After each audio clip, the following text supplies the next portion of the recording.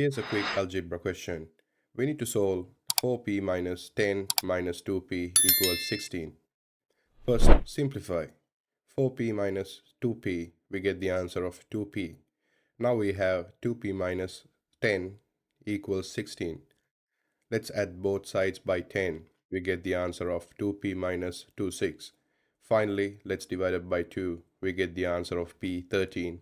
So the answer is option C. Thank you for watching. Subscribe to Scribe. I will see you in the next video. Let's solve the equation. Square root of b minus 4 equals 5. Step 1. Square both sides to remove the square root. That gives b minus 4 equals 25. Step 2. Add 4 to both sides. So b equals 25 plus 4, which is 29. Therefore, the solution is b equals 29. That's option D. Thank you for watching. Subscribe to Scribe. I will see you in the next video. Let's find the sum of 2w over z plus 5w over z. Since both fractions already have the same denominator, we can add the numerators directly. 2w plus 5w equals 7w. So the result is 7w over z. That's the simplified answer, which is option C. Thank you for watching. Subscribe to Scribe. I will see you in the next video. Let's find f of 2 when the function is f of x equals 5x squared minus 3. Substitute 2 for x. That gives 5 times 2 squared minus 3. 2 squared is 4. 5 times 4 equals 20.